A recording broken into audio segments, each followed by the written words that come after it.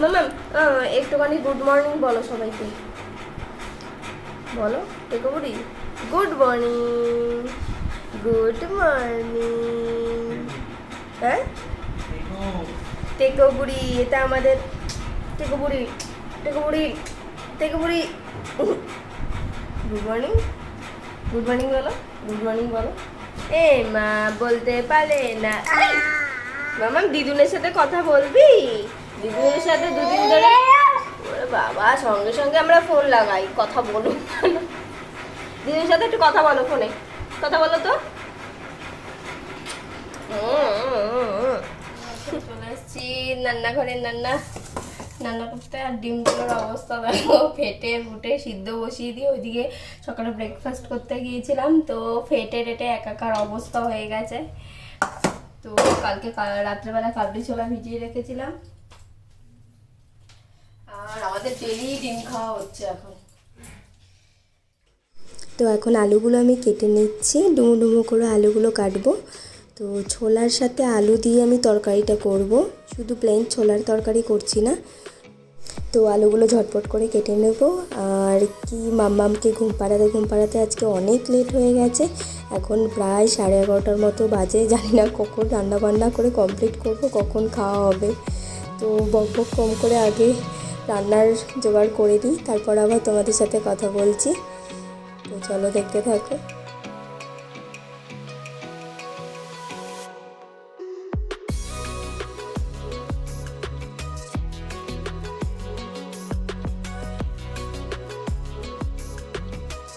তো এখন দেখো কড়াই গরম করে আমি শুকনো লঙ্কা, তেজপাতা আর গরম মশলা ফোড়ন দিয়েছিলাম, ওটা আমি দেখাইনি, তাড়াহুড়ো করে করছিলাম বলে আমি ওটা স্কিপ করে গেছি, তার জন্য সরি।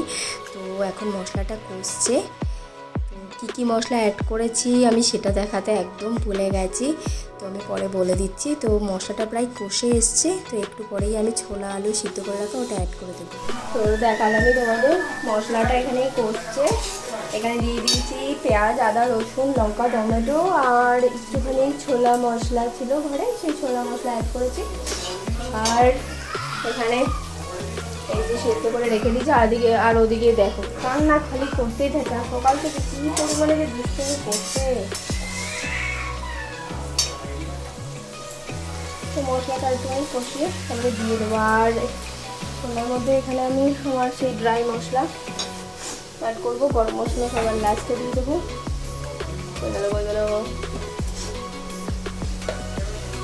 অল্প অল্প করে রেডি হয়ে দিকে ছোলার মধ্যে একটু মশলা অ্যাড করবো। আজকে আমি তাই বললাম, বল জিজ্ঞেস করতে যে কী রান্না হবে। তাই আমি যে ট্রেনের মধ্যে আমরা সেই খেয়েছিলাম ছোলা দিয়ে আলু দিয়ে একটা তরকারি, আর অরহরের ডাল, রুটি, আর সাথে হচ্ছে ভাত ছিল। তাই আমি হচ্ছে সাথে ট্রেনের মতন ওরকম রান্না করবো, ছোলা আলুর তরকারি। আমি শুধু এখানে ডিমটা অ্যাড করে দেবো।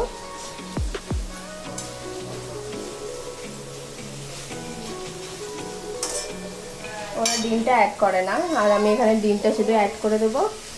আর ওখানে এমনি প্লেন রাইস দেয়, আমি শুধু জিরা রাইস করবো, আর রুটির জায়গায় পরোটা বানিয়ে ফেলবো। মেঘ এখানে ভীষণ ছিল, এই অফিসটা করতে করতে ভীষণ লেট হয়ে গেছে।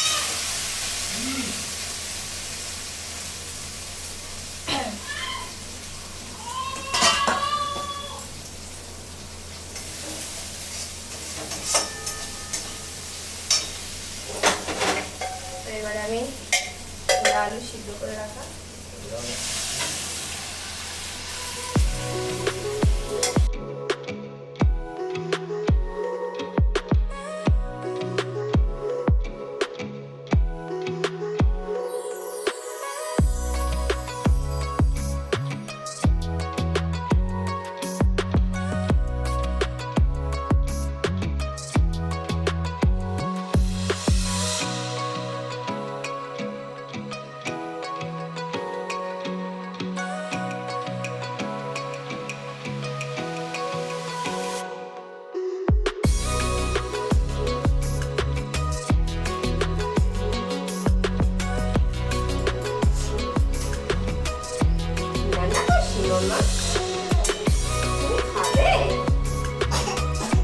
লাগছে মা?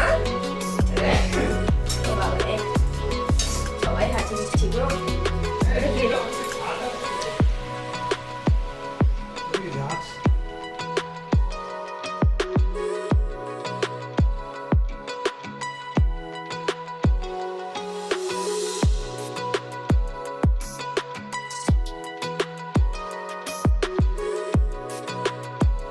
এই যে ছোট করে রাখাগুলো ভেজে নিয়েছিলাম, এগুলো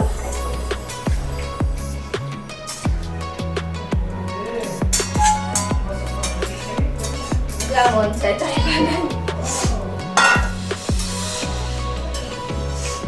একসাথে অনেকটাই করে নিলাম, দুপুর আর রাতের জন্য একেবারে হয়ে যাবে। কেননা মামাকে নিয়ে দুবেলা রান্না করা কতদিন হয় না, কারণ একবারই বেলা করেই বসাই, বেশি দেরি করে বসালে আর অসুবিধা হয় না। মিডিয়াম ফ্লেমে দিয়ে করে। আর এখানে এই যে অর্ডারের ডালগুলো ভালো করে ধুয়ে নিয়েছি, এগুলো সিদ্ধ বসিয়ে দেবো।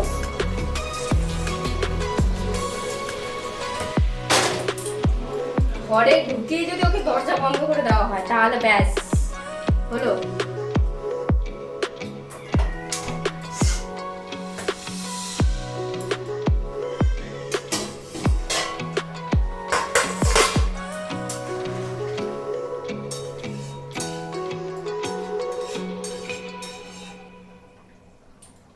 তোমরা কি কোনো স্মেল পাচ্ছ? এখানে কিন্তু খুব সুন্দর একটা স্মেল বেরিয়েছে ছোলার তরকারিটা থেকে। তো আরেকবার একটুখানি টেস্ট করে দেখে নিই, আমি সবসময় এটা করি। আর একটু নুন মনে হচ্ছে লাগবে, আমার বড় আবার নুন একদম কম খায়, সেই কারণে না নুনটা ফট করে আমি বেশি করে দিই না, কমিয়ে কমিয়ে অল্প অল্প করে দিই। ভয় লাগে যদি একটু নুন বেশি হয়ে যায়, তখন তো এরকম ভাবে আলু ছোলা ডিমের তরকারি যদি কেউ না খেয়ে থাকো বাড়িতে একবার অবশ্যই ট্রাই করবো, তো ভালো লাগবে কিন্তু খেতে। তো আজকে ফার্স্ট টাইম আমি এরকম বানাবো, আগে কোনোদিনও আমি এরকম বানাইনি। ভেবেছিলাম শুধু আলু আর ছোলা এরকম পাতলা টাইপের ওরকম টাইপের করবো, ট্রেনে যেরকম বিক্রি হয় আর কি ছোলার তরকারি। তার মধ্যে আমি ডিম অ্যাড করে দিয়েছি, আমাদের প্রত্যেকদিন ডিম চলতেই হবে। এটা অলমোস্ট ডান, তো আমি নামিয়ে ফেলবো।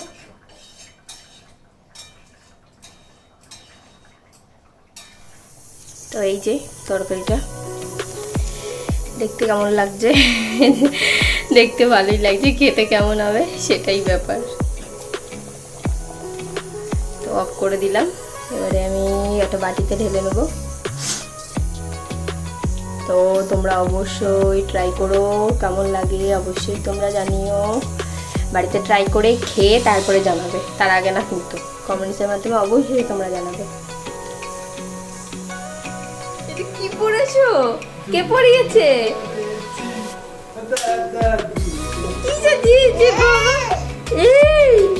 বাবা উল্টো পাল্টো খালি সাজায়।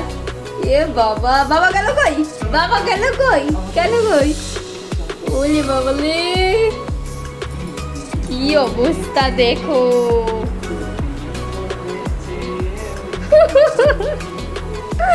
পাগলামো হচ্ছে খালি, শুধু এই সমস্ত পাগলামো চলে আমাদের বাড়িতে। মাম্মামকে ধুতি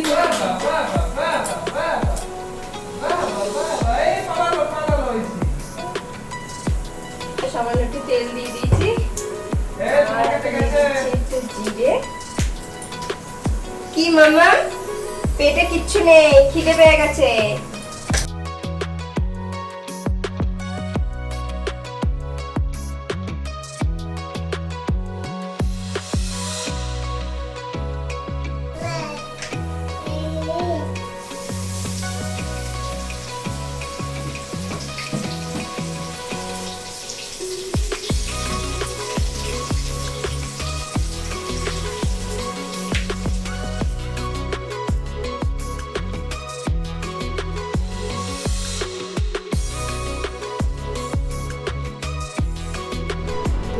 করে ফ্রেশ হয়ে চলে এসেছি, আর এখানে খাওয়া দাওয়া সব রেডি করেছি। আজকে তোমাদের বললামই যে জিরা ডাল, আর এখানে হচ্ছে আলু ছোলা আর ডিমের একটা তরকারি। আর এই যে একটা বাটটা দেখো কত বড় একটা বাটি নিয়েছে, হাতের সামনে করে ছোটোখাটো বাটি পায়নি তাই জন্য। আর ওই যে রুটি নিয়ে নিয়েছি, সাথে আছে লেবু। এগুলো আজকে লাঞ্চ। খিদে পেয়ে গেছে, এখন বক বক কম করে আগে খাওয়া দাওয়াটা করে নিই, পরে আবার তোমাদের সাথে কথা বলেছি। কই চলে আসো। আর মাম্মা আমার এখন ঘুমাচ্ছে, মাম্মা উঠলে ব্যাস খাওয়া দাওয়া মাথার উপর দিয়ে উঠে যাবে। তো স্নান করে উঠে তারপরে জিরা রাইসটা করলাম আর রুটিটা বানালাম রান্নাঘরে গরম দিতে।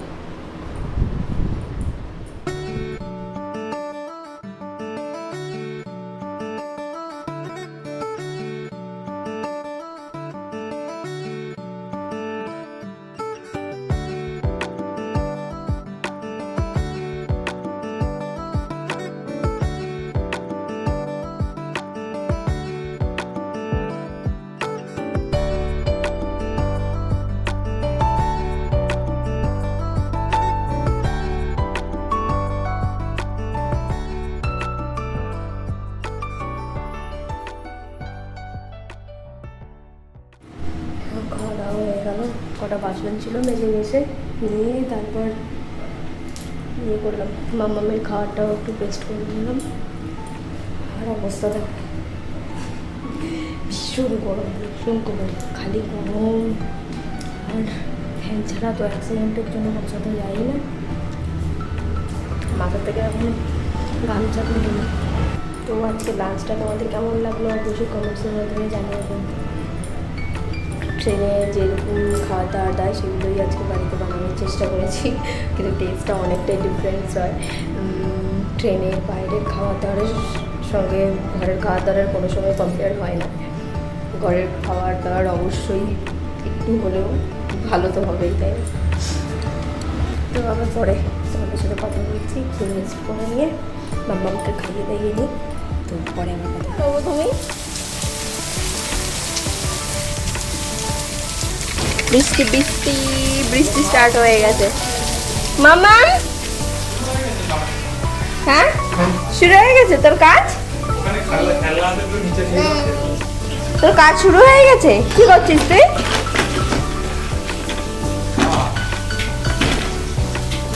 তোর বাবা এক্ষুনি ভাজবে, পকোড়া ভাজবে। ভাজবে পকোড়া? পকোড়া খাওয়া না? আর বাইরে পড়ছে ঝমঝম করে বৃষ্টি, আর ঘরে এখন হচ্ছে গরমা গরম পকোড়া। তো পকোড়া ফ্রাই করছি। তো এই ওয়েদারে পকোড়া না খেলে তো ঠিক জমে না, সেই কারণে আমার বরকে তো আমি একটু আগে বললাম পকোড়া খাবে, ও বললো খাবো না, কিন্তু হয়ে গেলে কিন্তু খাবেই, উনি বলতেই অনেক কথা বলা যায়।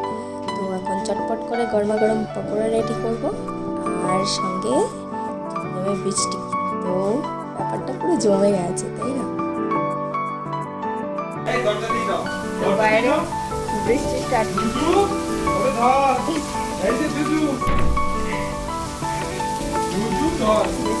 হয়ে গেছে বাইরে। দেখো পকোড়া ভাজতে গিয়ে কি অবস্থা আমার, পুরো ঘেমে মনে হচ্ছে কি স্নান করে উঠেছি। কড়াইটা একটু ঠেকে নেবো, হয়ে গেল।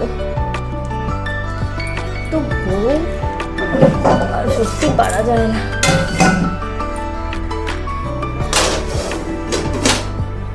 তো এই যে ছোট একটা বাটির সামনে ছিল, এই বাটিটার মধ্যেই নিয়ে নিয়েছি, আর কয়েকটা পেঁয়াজ কুচি দিয়ে দিয়েছি। তো পকোড়া রেডি, খেতে হলে চলে এসো তোমরা সবাই। আর একটু চাট মশলাটা নেব,